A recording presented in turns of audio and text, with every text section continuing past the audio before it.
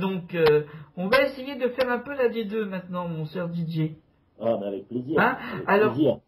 et surtout, on va commencer par le groupe C, car, rappel du précédent épisode, nous avions tellement développé les groupes que je t'avais fait juste donner les résultats et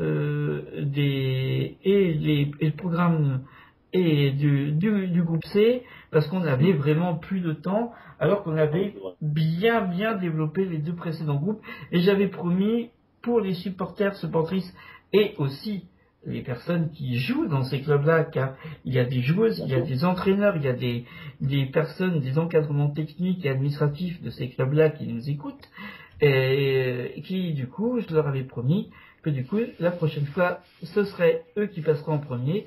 Donc, allons-y, démarrons sur le groupe C, mon Didi. Donc, écoutez, le dimanche 22 novembre, on a vu des équipes qui dans ça fait plaisir. Ça fait plaisir. Ça fait plaisir. Je pense à Grenoble qui a battu la famille du classement. Ils ont marqué quand même un but, mais eux, ils mettent 7-1. Il n'y a pas de sentiment, il n'y a pas de cadeau à faire. On est fort, on passe. Ça me fait plaisir. Non, le truc, c'est on passe. Quand je vois Dijon qui bat Nicolas 4-0, c'est bien, c'est normal. Parce que le cours du jeu. Quand je vois Toulouse faire 1-1 contre Véoré Montois, je dis qu'il y a comme un malaise. Là, par contre, Toulouse est 5e, le Nicolas est 8e. Bravo, mademoiselle du Véor Montois. Pas bravo à vous, mais de Toulouse. Vous avez joué, ouais, mais vous avez perdu comptablement. Vous avez encore, vous, certainement, beaucoup de gens qui ont un gros stade chez vous. Donc, il faut vite la dégonfler. Maintenant, si on prend, non, mais c'est dire les choses de façon. Si on prend Marseille, Olympique de Marseille, femme, Marseille Olympique qui bat le Puy foot 1-2, je dirais que Scandale. Non, parce que là, personnellement, contre le Puy, il est classé 7e. Une bonne équipe. Je ne dévalerai aucune joueuse de l'équipe. Oui, mais il peut avoir une méforme. Il peut avoir une petite méforme. Ouais, bon, il y a des grandes équipes de forme. Ben oui. C'est vrai qu'on nous dit toujours que des grandes équipes, lorsqu'elles ont un moins bien, c'est une méforme. Alors que si c'est une équipe de milieu de tableau, c'est oui, finalement c'était à s'attendre de ça parce que voilà, c'est qu'une équipe de milieu de tableau. C'est vrai que c'est toujours une contre-performance bien involontaire et on ne devrait jamais penser à la méforme pour une équipe de milieu de tableau. Non, c'est vrai que l'OM, qu'est-ce qu'il a pu faire? Je sais pas. Est-ce que c'est le fait d'être en tête, d'être un peu tranquille, un peu tranquille? Clay Grenoble est toujours là, quoi. Ah, nous avons perdu à nouveau Didier. Alors. En plus Marseille, je crois qu'ils ont gagné, ils ont marqué, grâce encore une fois, grâce à la fameuse Tigol. Ouais. Qui a encore marqué, il me semble, sur ce match-là, je crois, ou 2 buts d'ailleurs, qui est en forme, qui a aussi déjà, qui a plus de 15 buts marqués déjà, il me semble. Alors, justement, Sandrine Brettini, elle pouvait encore prétendre à jouer dans une équipe de D1. Donc, le fait de descendre dans une équipe de D2, bon, il y a le plaisir de jouer quand même pour Marseille, l'idée à monter, parce que et peut-être du coup finir sa carrière, oui, je la finir à Marseille, mais la finir tout de même en D1. Parce que Sandrine Brettini marque plein de buts en D2, je trouve pas ça si étonnant et dire elle est loin d'être finie déjà. Elle a encore une forme olympique justement, on peut dire à l'heure actuelle. Donc en tout cas, Sandrine, ça fait plaisir au moins de la revoir au premier plan. En tout cas, elle a bien choisi son club, en tout cas, on va dire. été bien conseillé. Et ça fait plaisir de les voir là. Alors, je suis en train d'essayer de reconnecter notre Didier qui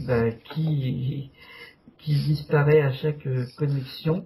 Donc si on finit sur ce groupe C, si tu peux prendre un peu pour l'instant voilà, sur le groupe C, donc alors, je vais revenir sur le groupe, je vais prendre le groupe, c'est ça, c'est un petit clic, groupe C. Donc de quoi revoilà. Alors voilà. Me revoilà. Alors, on parlait de Sandrine Brettini qui a marqué justement et qui 17 buts 17 buts à l'heure actuelle quand même pour l'Olympique de Marseille. Donc voilà, et comme je disais, après tout, elle a encore le niveau de la D1, donc marquer 17 buts en D2, c'est pas une performance en soi par rapport au niveau de Sandrine. Non. Mais comme en fait, qu'elle les marque. Eh ben oui. Mais il faut quand même déjà, c'est sûr, déjà les marquer. Mais on ne marque jamais seul, donc ça veut dire qu'il faut avoir des coéquipières qui sont capables de te passer les balles aussi. Donc on te laisse continuer DJ sur ce groupe C. Alors j'ai mis un carton à certaines, j'ai mis un accessible à d'autres. Non, on va passer à des choses normales. Bon, on a Monteux contre Iac, logique, 2-2. C'est pas illogique. Enfin illogique, c'est plus normal déjà. On Marseille, FAC, comment l'autre Marseille, je veux dire. Oui, l'autre s'il vous plaît, vous inquiétez pas, c'est promis, pour la prochaine fois, on donnera votre intitulé de club en entier. J'attends, je vais leur dire en entier, parce que sinon... voilà, ce serait quand même un peu injuste. Hein. Ouais, non, attends, je vais pas... Alors, prends le temps de ne pas prendre les initiales et de prendre le nom entier. C'est vrai qu'on est habitué à juste regarder les initiales et de voir Marseille, et puis... Enfin, on est habitué. Quand on n'est pas de ce club, en fait, c'est tellement plus facile. Mais justement, la facilité, c'est toujours l'ennemi de Demoiselle de Marseille, de l'autre Marseille. Le football association Marseille. C'est bon. Voilà. Vous voulez plus football association Marseille féminin. Voilà, c'est finalement pas compliqué. Voilà. Il suffit. Voilà. Mais vous le saviez, non, vous faites la peine. Non, il suffit juste de vouloir passer la fainéantise d'aller chercher le lire. Voilà. C'est pas la fainéantise, c'était parce que je savais pas où c'était. Voilà. Mais tu as raison. Et voilà, comme ça, un Parisien qui est gentil avec une Marseillaise. Comme quoi. Alors, comme quoi tout peut arriver dans notre monde. Alors, comme quoi tout peut arriver. Donc, pour les autres matchs, oui, donc des matchs qui ont été dans la logique des choses. Un bon groupe C, en tout cas, des bonnes joueuses, des bonnes techniciennes, mais ça c'est un peu dans tous les groupes. Des matchs intéressants que j'ai pas tous vus, évidemment, c'est évident. Mais en tout cas, ceux qui m'ont été commentés pour quand j'étais pas sur place, ils n'ont pas eu l'air de s'embêter. Bon, il y avait un choc, je pense qu'il y avait un choc émotionnel, c'est évident. Donc on le tirait, je peux pas être dur, mais je peux être con. Les Parisiens, on est souvent gérés comme ça, c'est un peu dommage. Mais le fait est, c'est que elles ont joué c'était une semaine de merde à gérer au niveau émotionnel. Donc on n'est pas obligé d'être de toutes les régions pour avoir des filles et des copains sur Paris, par exemple. Bien sûr. Donc tout le monde a été comment bousculé. Il y a eu beaucoup d'enterrements pendant la semaine dernière, beaucoup, qui ont été un petit peu tus quand même. Enfin, ça on est habitué maintenant. À l'indigence et à la vulgarité de certains de nos dirigeants. Maintenant, le fait est, c'est que j'admire ces demoiselles quand elles se sont déplacées dans les conditions. Elles n'ont pas surveillé du tout, c'est-à-dire qu'elles pouvaient aller, il n'y avait pas de souci. Quand elles se sont déplacées, non, mais une admiratrice, on a mis, je sais pas, non, mais quand elles se sont déplacées, donc, après cette soirée j'ai pas de mots pour le dire. Noir. Voilà. Soirée noire. Je sais pas, non, j'ai pas de mots. On est au-delà des mots, là, je crois. C'est donner la date pour, voilà. Le 13 novembre, et qu'on arrête de me le comparer avec d'autres dates. Ça s'est passé sur notre terrain, sur notre territoire, chez nous. Ça s'est pas passé de l'autre côté de l'Atlantique. J'ai pas à être solidaire, j'ai pas à être comparé à quoi que ce soit. J'ai pas l'habitude qu'on compare des situations qui sont totalement différentes, que des journalistes simplissimes dans leur cerveau, pour être plus facile, réduisent à pas grand-chose. Donc je pense que lorsqu'elles ont été, d'ailleurs je suis pas le seul à le penser, tu le penses aussi, oui. lorsqu'elles ont fait jouer le lendemain. Oui, et c'est à ça qu'il les convient justement. Le fait que c'est en dessous de tout. Voilà. Et ça, c'était, en fait, c'est un gros coup de colère que j'ai eu, et que tu as eu aussi, puisqu'on en a parlé. Je ne sais pas si ça a été le cas ce soir.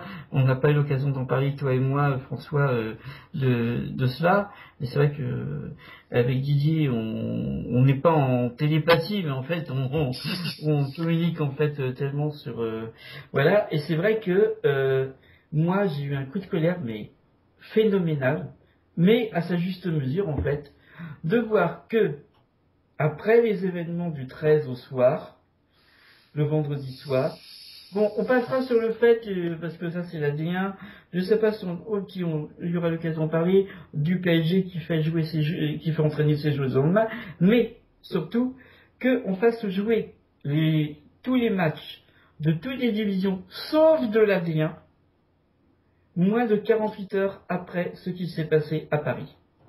Comme si la sécurité de toutes les autres divisions, des joueuses, mais les encadrements techniques et tout ça, était bien moins importante que la sécurité des clubs de D1.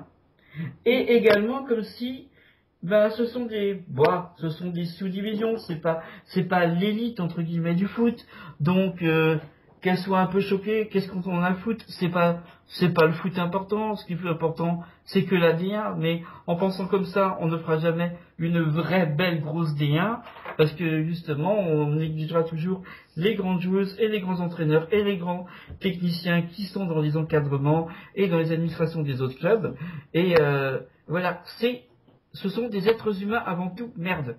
On s'en fout de la division. On s'en fout de la division. Si on épargne au club de D1 de jouer moins de 48 heures après ce drame qui a choqué tout le monde, enfin au moins toute personne censée avoir des sentiments, on peut pas faire jouer les autres au nom de quoi est-ce qu'on les fait jouer? Au nom du fait justement que justement ce sont des individus non, ce sont des êtres humains. Elles n'avaient pas plus la tête à jouer que vous-même qui étiez dans votre fauteuil en train de vous lamenter, peut-être en train de dire c'est terrible et tout ça, ou peut-être même en train de rien foutre et juste en train de passer votre dimanche, parce que du coup vous n'aviez pas de boulot à aller faire. Donc non, ça a été irrespectueux envers presque, en ne respectant que la D1, ça a été un comportement irrespectueux et honteux envers tout le foot féminin français. Je trouve ça d'un lamentable de la part de la FFF d'avoir maintenu tous les matchs qui ne concernaient pas la D1 et à côté les matchs donc des clubs de Paris, de la région parisienne, mais voilà, ils ont été à part. Oui, mais c'est pas pour autant que les autres n'ont pas été choqués. Et puis ça veut pas dire que dans les autres clubs, justement, à Paris, c'est cosmopolite. Et il y a aussi des gens de toutes les régions de France et en plus de tous les pays. Et dans quantité de régions, on a perdu des gens. Et il y en a dans des clubs qui ont perdu des gens dans ces attentats, et il fallait que vous les fassiez jouer parce qu'ils habitent pas à la région parisienne, ou alors parce qu'elles ne sont pas l'élite du football, elles ne sont pas la D1.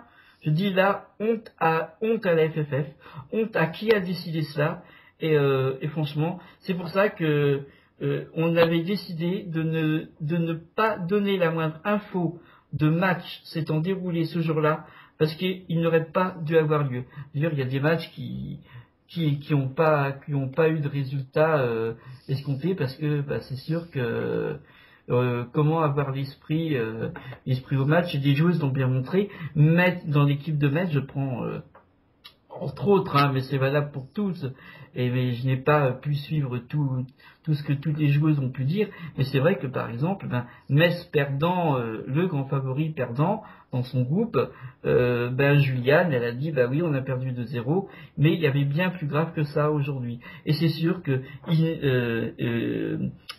Inejat Toba, la capitaine de Metz, elle aussi était très marquée, et c'était pas les seules, mais si elle l'était, il n'y a pas de raison que les autres ne le soient pas. Alors justement, elles étaient marquées, elles n'étaient pas prêtes à jouer, on les a fait jouer, et moi je dis que c'est un comportement irresponsable et même dégueulasse de la part des dirigeants de la FFF, et ça franchement je supporte pas. Alors du coup, entre temps on a reperdu Didier, j'ai peut-être poussé un coup de gueule trop fort qui l'a éjecté de la conversation, le pauvre Didier.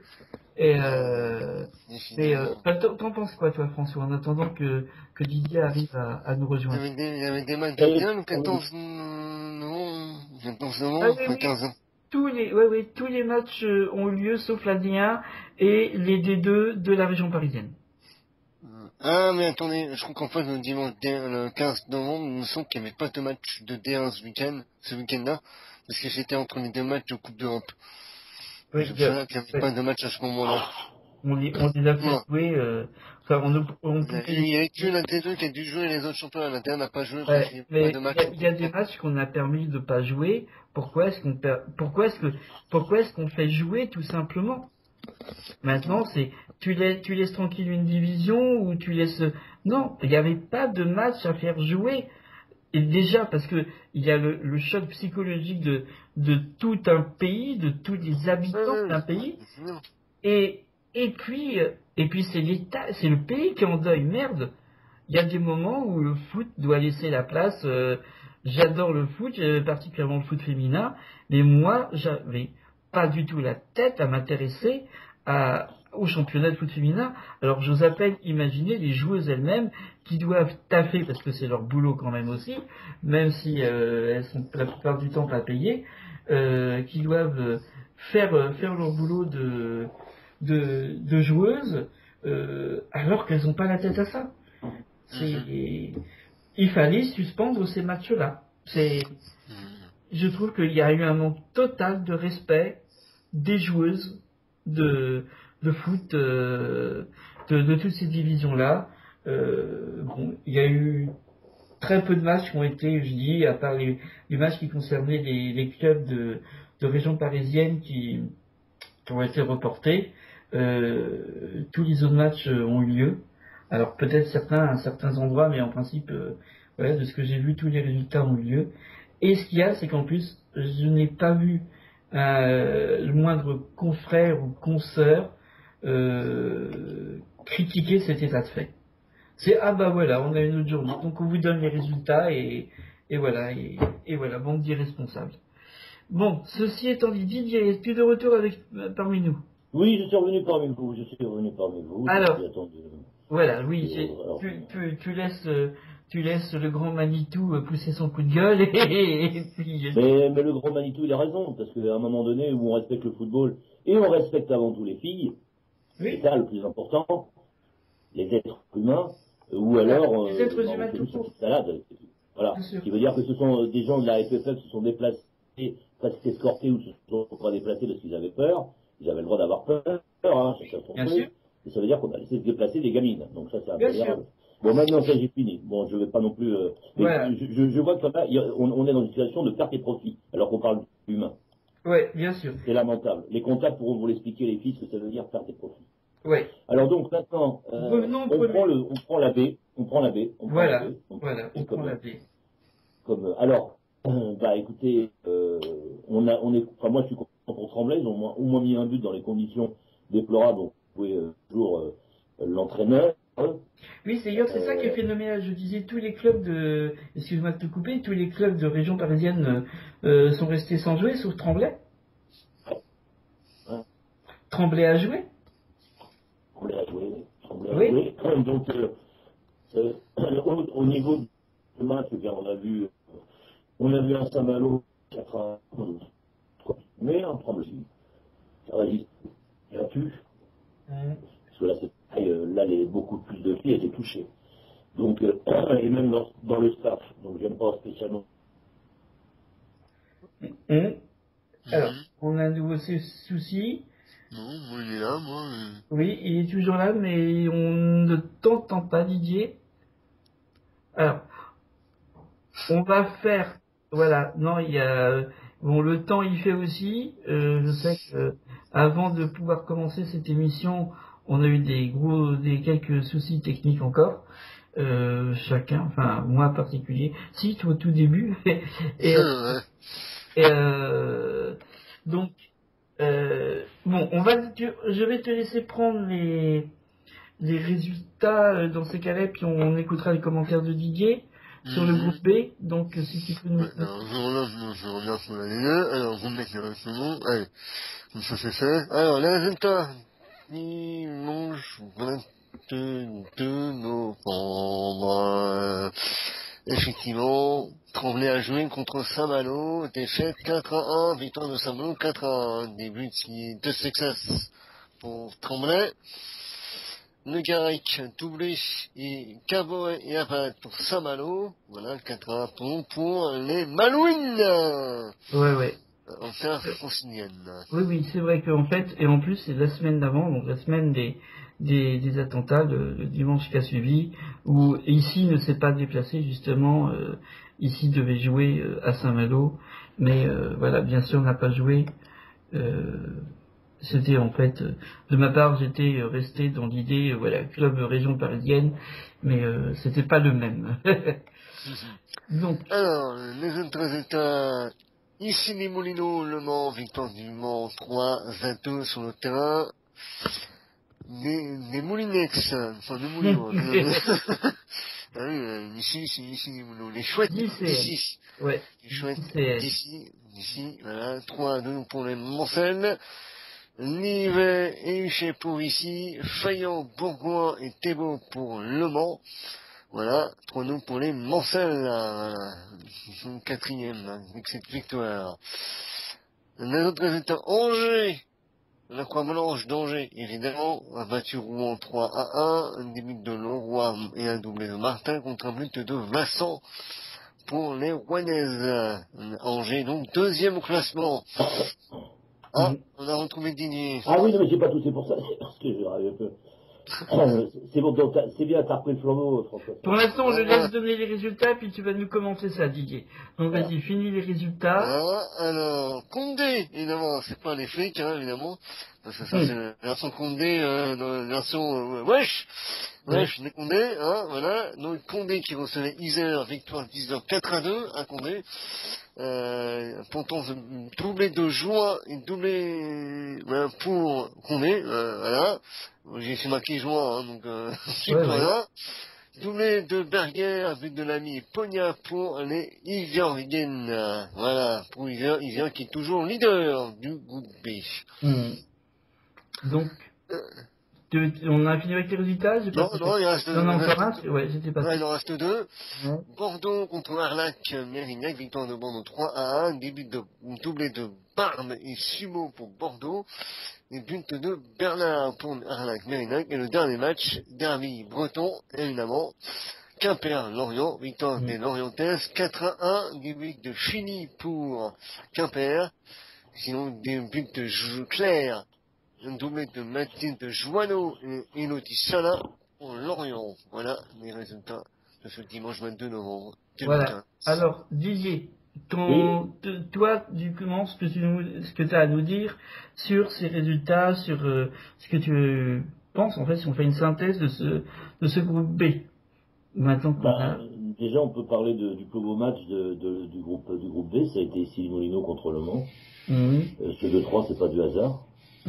On a vraiment vu des filles qui se sont battus d'un côté comme de l'autre. Il y aurait pu même avoir un déséquilibre positif vis-à-vis de pour ici. Angers, pareil, moi je comprends rien à Rouen, personnellement, là je comprends plus rien. Moi non plus. Favori, oui, je le mettais en second favori derrière Yzeure. Parce que avec les recrutements, voilà. Là, c'est pire. Ouais. C'était mieux l'année dernière. Alors bon. Les recrutements étaient bons, je sais pas. Hein. Voilà, oui, mais ce qu'il y a, c'est qu'il y a certaines choses qui, bon, t'as les recrutements et puis après t'as comment un club gère ses joueuses. Oui, c'est vrai, il y a la mayonnaise. Et il y a la mentalité générale qui s'en dégage. Donc, connaissant bien beaucoup de monde à Rouen, je ne suis tristement pas surpris en fait de l'état actuel de Rouen. Ouais. Donc ouais, et oui, hélas, je ne suis pas du tout surpris. Et là par contre je deviendrais très surpris si Rouen à l'heure actuelle, vu comment ça se passe, en passant les détails, en évitant les détails, faisait une remontée phénoménale à l'heure actuelle. Alors est-ce que à Rouen des choses vont être entre guillemets réglées donc pour reprendre la deuxième moitié de championnat sur des meilleures bases, non pas d'un point de vue footballistique, hein. Les joueuses sont... C'est mentalité, si j'ai bien compris. Voilà, il y a du souci à se faire. Il y a du souci à se faire sur une certaine gestion, sur une certaine conception de la gestion du club, de la gestion des joueuses, de ce qu'on attend des joueuses, de ce qu'on réclame des joueuses, et même de ce que les joueuses réclament entre elles. Voilà. C'est dommage. Moi, je trouvais qu'il y avait eu un recrutement intelligent pour faire quelque chose de bien. Je sais que Rouen Métropole s'est mis à soutenir quand même de belle façon, commence à soutenir de belle façon le club. Voilà, il y avait des atouts, il y a des atouts qui sont arrivés dans le club du coup pendant le mercato précédent. Maintenant, quand on ne sait pas jouer ses atouts, quand on les gâche, quand en fait on les prend presque comme des petites pièces, ou alors qu'on leur demande trop et qu'on oublie en fait que ce sont aussi des personnes. Enfin voilà quoi. Donc je dis des choses sans les dire, mais en tout cas c'est clair que je suis déçu pour d'un point de vue footballistique pour Rouen et pour les amoureux du club et les amoureux du foot féminin quand même, parce que les matchs de Rouen auraient pu être d'un meilleur niveau. Mais je suis surtout triste en fait de voir que ce club qui pouvait faire de très bonnes choses cette saison, maintenant j'attends qu'ils se reprennent, mais en tout cas sur la première moitié de saison, il reste un match, on va voir, mais ça va pas changer grand chose. Hypothèque ses chances par voilà, le côté humain, le côté gestion un petit peu. Enfin voilà, disons que des fois il y a des gens qui oublient qu'avoir un poste à responsabilité ne donne pas le droit de traiter d'autres comme de la merde. Et c'est voilà. Mais c'est pas le seul club à l'heure actuelle. Hein. Non, y compris et particulièrement des deux. Hein. On en connaît d'autres. Donc voilà. Et donc c'est triste pour moi. C'est pour Angers, c'est bien. Par contre, bien qu'il y ait une petite baisse quand même, on peut la noter. Hein. Bah oui, puis depuis, il y a eu la défaite à Bordeaux. Ouais, ça. Défaite étonnante quand même, 5-0.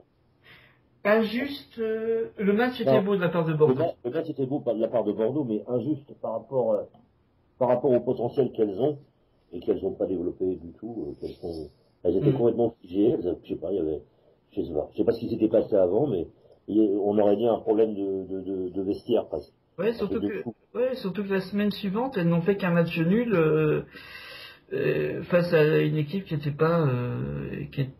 pas censée leur poser de vrais problèmes. Oh.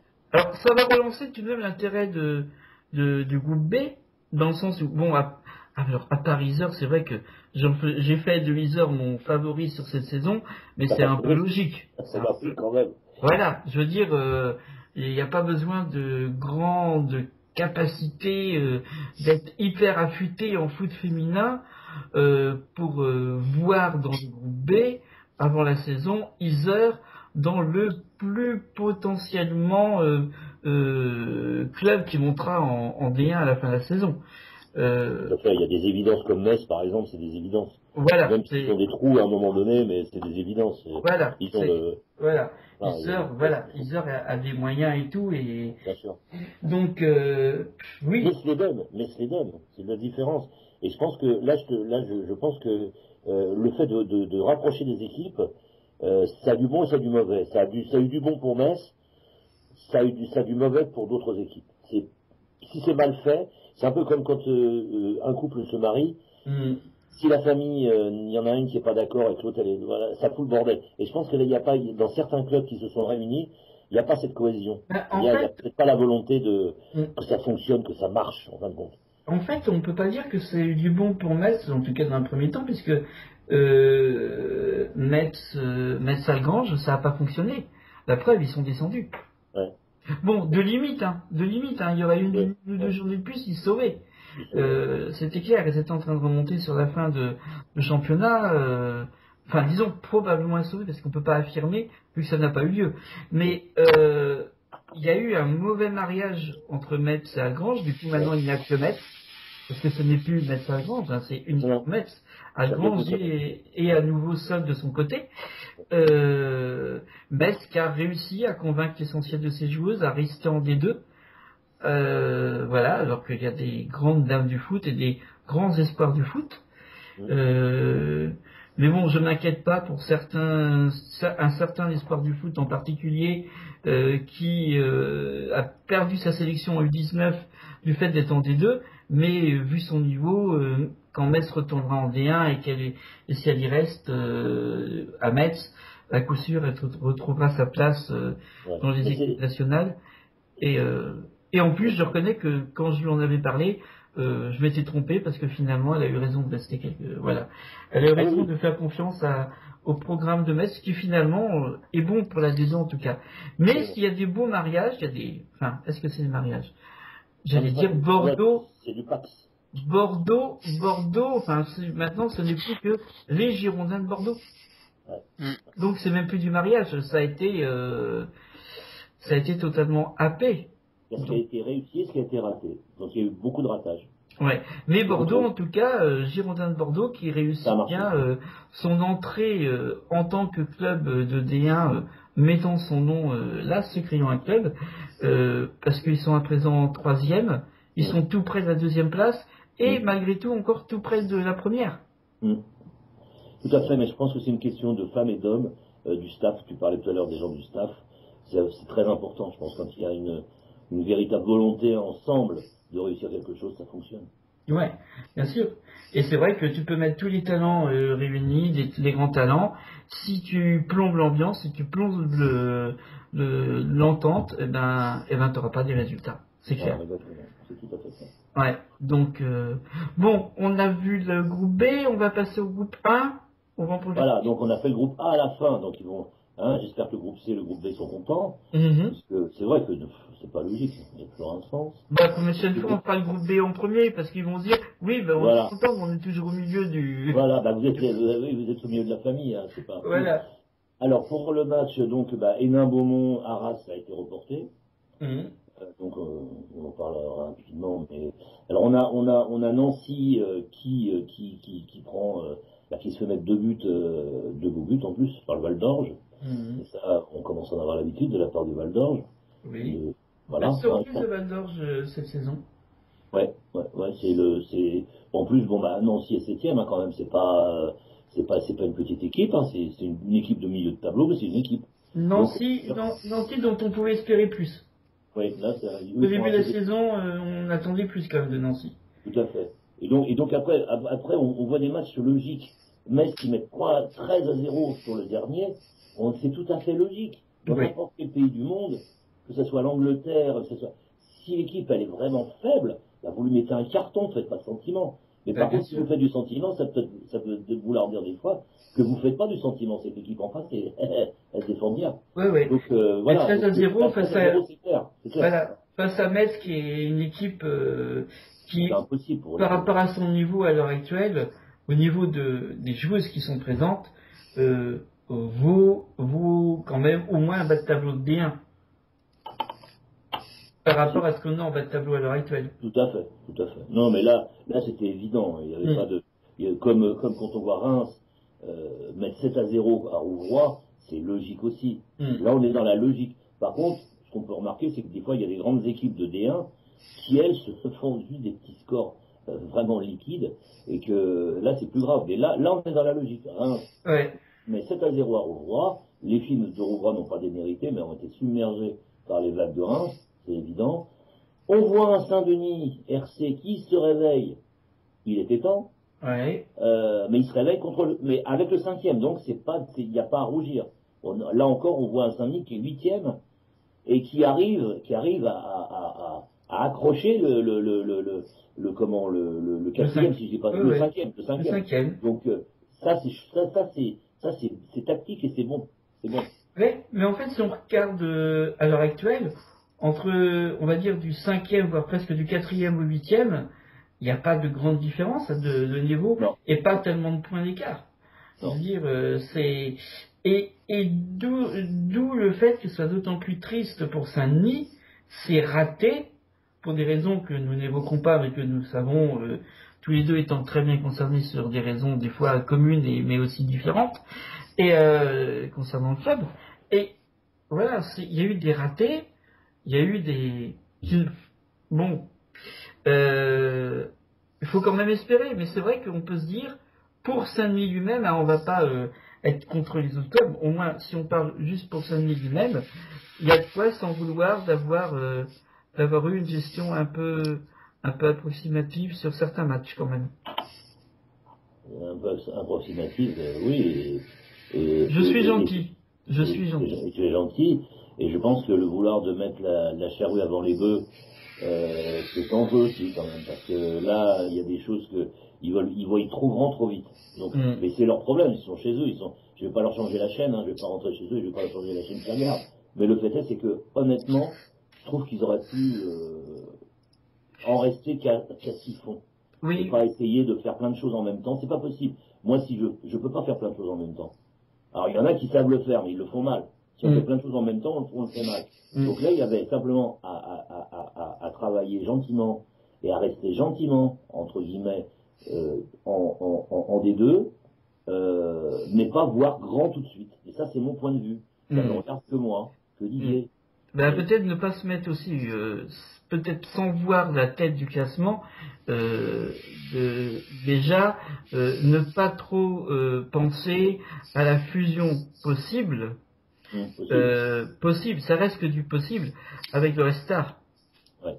Voilà, ça reste du possible parce que c'est sûr que s'ils ne finissent pas dans les 6 premiers, le Restar n'ira pas s'unir avec un club de 3e division en face de DH, quoi. Exactement. Donc voilà, mais ça fait une pression supplémentaire. Ça fait une pression supplémentaire. En plus, on en parlait. Moi, je suis toujours évidemment le petit canard noir dans le football, mais je m'en fous, je resterai comme ça. Ma couleur me va bien. Le truc, c'est que le fait de vouloir s'associer avec le Restar perturbe complètement les filles du RC en se disant, attends, les filles du Restar, elles vont venir et ils vont prendre des grandes vedettes et moi, je vais aller jouer où? Je vais jouer dans la cour d'école. Donc automatiquement, l'attitude peut plus être la même.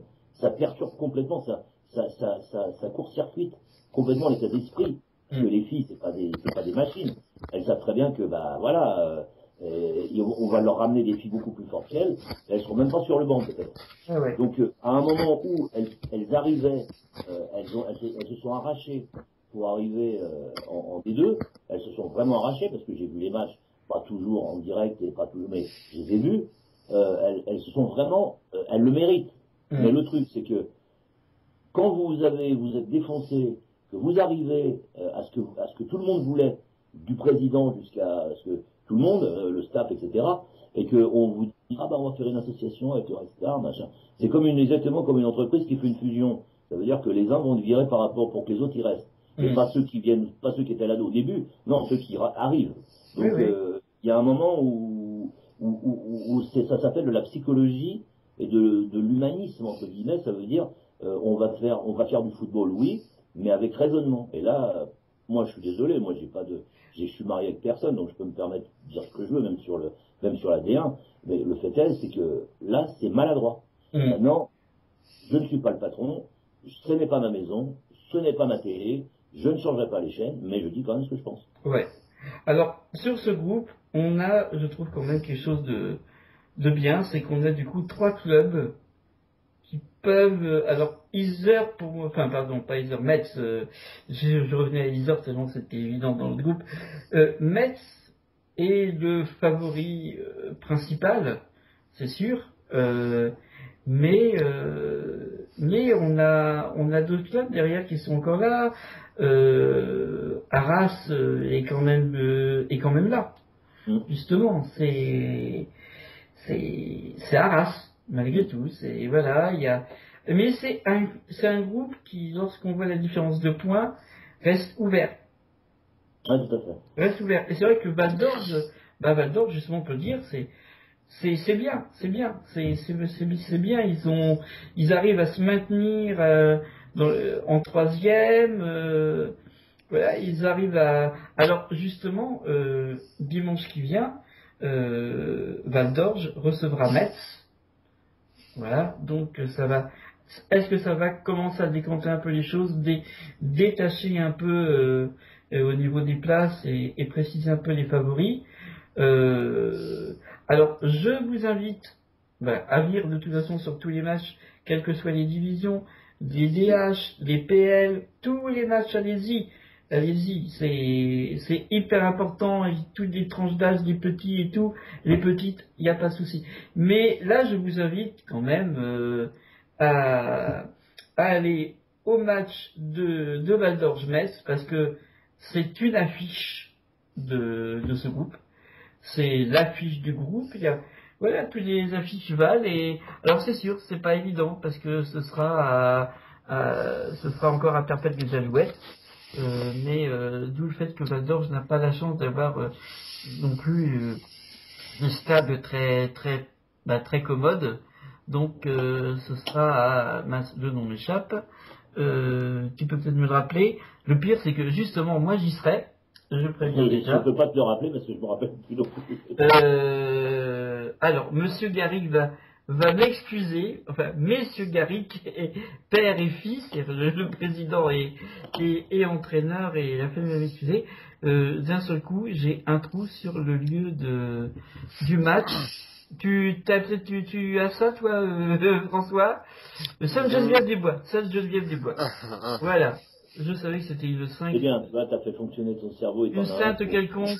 Ouais, mais moi, avec les trucs de saint et de sainte, j'ai du mal. Hein, donc, voilà. Donc, la religion, ça te fait. Voilà. Je voudrais quand même pas oublier, les enfants. Il y a Wedenheim qui a joué contre Lille. Ouais. Wedenheim a gagné 1-0. Oui. Alors, j'ai eu une correspondante là-bas qui m'a dit que c'était un beau match. C'était un match accroché. Parce que les deux avaient, l'une et vu la place qu'elles avaient, c'était très important pour l'une et l'autre, et qu'elle avait vu un beau match, bien engagé, sympa. C'est-à-dire, en tant que spectateur, elle a vu quelque chose de sympa.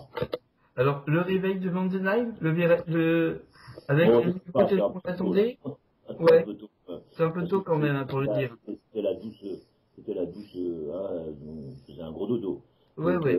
Maintenant, s'il continue 1-0, c'est pas le Nirvana, mais quand même, contre Lille, il fallait le faire.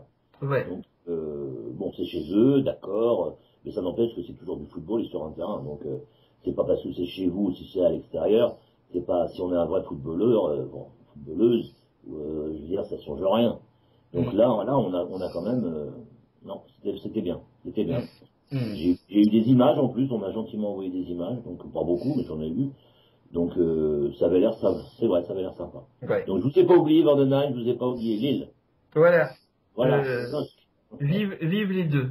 On est content, on est content qu'ils soient là, qu'ils jouent et Lille, c'est le LOSC, c'est bien, c'est un club de D1 qui on espère va bien aider le club qui était feu Templemar est-ce que c'est vraiment feu de Templemar ou est-ce que, en étant totalement avalé, ou est-ce que finalement Templemar existe toujours à côté? Est-ce que c'est toujours une entité Je n'ai pas cette info-là, justement. Non, je sais pas non plus, là, j'ai pas été voir au niveau administratif. Parce que, au niveau de Bordeaux, par contre, ça y est, oui, c'est fait, là, y a pas de souci. Là, ça y est, il n'y a plus de... Donc, mais en tout cas, puis, Vandenheim, qu'on avait plaisir à voir en D1 il y a quelques années, et que... Mais c'est vrai que il y a tellement de clubs qu'on aime bien, qu'on a aimé voir en D1, qu'on aimerait voir des fois aussi en D1, arriver enfin en D1, que il serait temps qu'on nous fasse une DA à 20, quoi, quand même, quoi. À mon avis, en effet, je te rejoins totalement, ça serait très intelligent. Ouais, avec des matchs à 3 points au lieu de 4 quand même au niveau des victoires. Ouais. Je pense qu'il serait temps qu'on fasse ce travail-là, ouais, et qu'il n'y ait pas un point d'acquis dans la défaite. Si c'est une défaite, c'est 0 point barre, on en parle plus. Voilà. Faut être logique, je veux dire, si les filles veulent se retrouver à égalité entre guillemets, parce qu'elles ne seront jamais à égalité ni les hommes vis-à-vis des femmes, c'est pareil. Mais si on veut retrouver quelque chose de logique, on doit retrouver le même comptage. Bien sûr. Là, c'est quoi de mettre un point? T'as perdu, mais t'as un point quand même. C'est débile. Excusez-moi, ouais. Je pense pas, si c'est une femme qui a fait ça, excusez-moi madame, c'est pas correct ce que je viens de dire, mais c'est débile. Oui, mais bon, en tout cas... C'est un monsieur, je ne m'étonne pas. Ouais, mais bon, c'est vrai que... Mais c'est pas le cas dans tous les pays, en plus. Hein. Mais non. En Allemagne, c'est du 3 points, hein. C'est pas du 4. Hein. Non, mais il n'y a que nous, il faut toujours qu'on roule avec des phares orange. Ça a été pendant des années, machin. Je veux dire, faut qu'on arrête. On dit toujours c'est les autres qui sont différents de nous, mais nous aussi on est différents des autres. Bien sûr, on cultive ça. À un moment donné, le goal average, c'est pas du goal average qu'on fait, c'est la différence de but. Là, le goal average, ça se divise. Vous allez en Angleterre, vous faites le calcul. Là, on fait toujours des choses différentes et ça fout le bordel. Ouais. Donc, refaisons des choses qui sont justement cohérentes, plus logiques, plus cohérentes. Ouais. Quand je suis arrivé dans le football féminin, il y avait la D3. Ça se passait très bien. On nous l'a retiré et on nous la remet maintenant. Ça arrive à quoi? Ouais.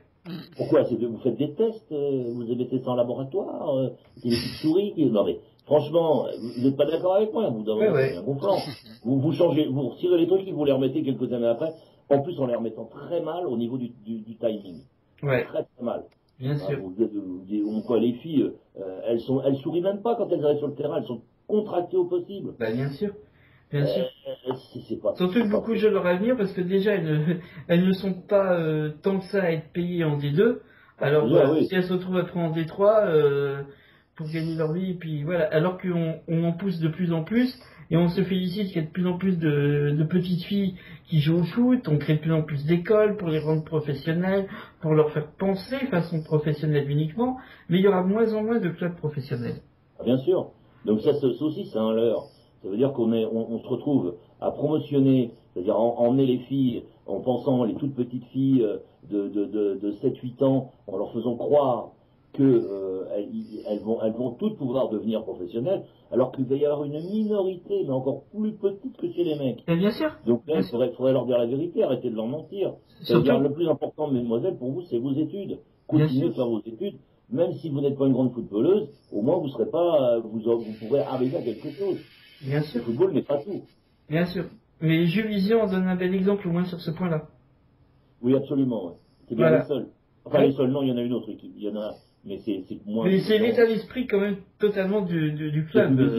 Du visible, oui. C'est le principe de conception, quand même, la conception du club, quoi. Et ça en a fait un très bon club, quand même. Je suis tout à fait d'accord. Non, là, autant à une époque, je les comprenais plus, ce que j'avais dit, je vais me répéter, c'était la présidente et tout le staff que je comprenais plus, mais par rapport à des positions qu'ils ne prenaient plus, et là, ils les ont pris. Moi, chapeau, je reviens vers vous, mesdames, il n'y a pas de problème. Et d'ailleurs, je suis pas le seul, toi, tu les avais jamais quittés. Oui, je les ai jamais quittés. D'ailleurs, je parlais du match que je ferai, donc, dimanche, en D2, Val d'Orge-Metz, où j'irai à Sainte-Geneviève-des-Bois, mais j'irai la veille, au soir, je ferai donc Juvisy PSG samedi soir justement. Donc voilà, parce que je les ai pas abandonnés non plus. J'ai pas encore eu l'occasion d'aller les voir depuis la saison. J'ai été les voir pour le match amical face à Shanghai avec à peu près 50 personnes dans les tribunes. Donc voilà, t'avais à peu près autant de monde sur le terrain et sur l'entourage en fait du stade, des gens qui travaillent au stade, que dans les tribunes. Et je crois même d'ailleurs qu'il y avait plus de monde à travailler sur le match voilà. Et pourtant il y avait Bernard Lama. Bernard Lama était l'invité de Terroni et du club entre le match amical Juvisy Shanghai. Mais les gens n'ont pas su en profiter. Bon, en même temps, c'était en semaine. Voilà, c'était pas évident. Alors, on va passer, puisqu'on parle du Juvisy, qu'est-ce que je suis doué dans mes passages de témoins, de tout. Voilà, je reviens carrément à la D1. Quelle pirouette magnifique, n'est-ce pas? Merci pour vos applaudissements. Jean-Didier, arrête de prendre des photos. Merci. Ça me gêne un peu. Voilà. Alors, on revient à la prétentieux. Ah oui, c'est gentil. J'aime les compliments. Alors,